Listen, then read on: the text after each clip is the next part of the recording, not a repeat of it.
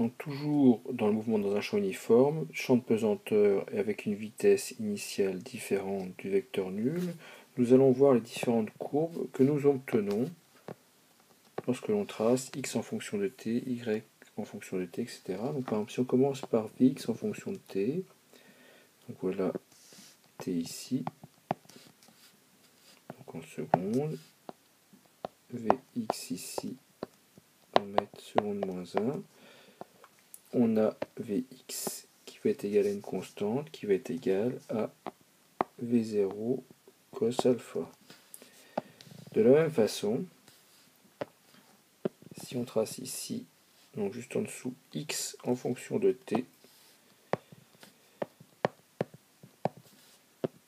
x en mètres, on obtiendra une droite qui passe par l'origine, donc qui va être x est égal à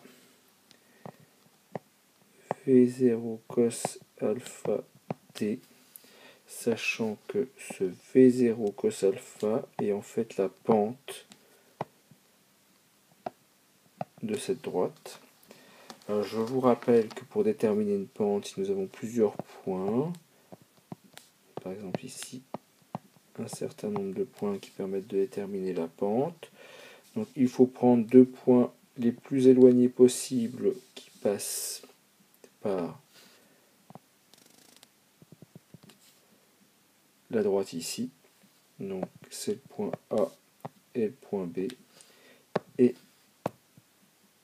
la pente va être égale à YP moins YA sur XB moins XA. Donc ici les Y ce seront les positions X et les X ce sera le temps T. Il faudra faire attention parce que en physique les pentes ont des unités, puisqu'ici les ordonnées vont avoir une unité, ce sera des mètres, et les abscisses vont avoir une unité, ce seront des secondes. Donc la pente aura une unité, ce seront des mètres, seconde moins 1, puisque la pente va être égale à V0 cos alpha, et que V0 cos alpha est homogène à une vitesse. Si l'on continue, nous avons également ici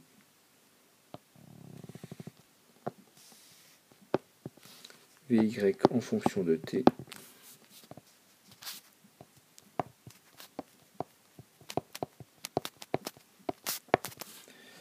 cette fois-ci Vy, donc à l'instant t égale 0, on va être égal à Vy sinus alpha, V0 sinus alpha, il va décroître jusqu'à être égal à 0 et après être négatif. Donc ici, on a Vy de t est égal à moins gt plus V0 sinus alpha. Donc le V0 sinus alpha se retrouve à l'origine ici, donc c'est l'ordonnée à l'origine, et le moins g est la pente de la droite. Donc de la même façon, pour déterminer la pente, il faudra choisir deux points A et B, suffisamment éloignés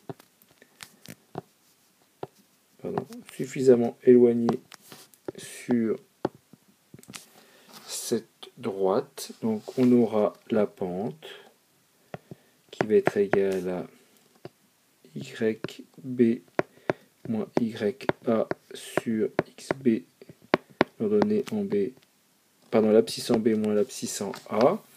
Ici, les ordonnées sont en mètres seconde moins 1.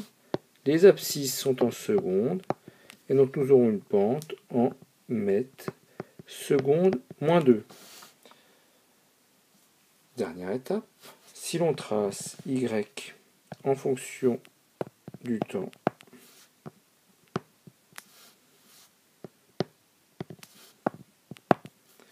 on aura cette fois-ci une parabole dont le sommet se situera exactement au temps où la vitesse y est égale à 0. Donc on va avoir une parabole comme ceci. Voilà. Donc ça, c'est y en fonction du temps, sachant que y en fonction de x sera également une parabole.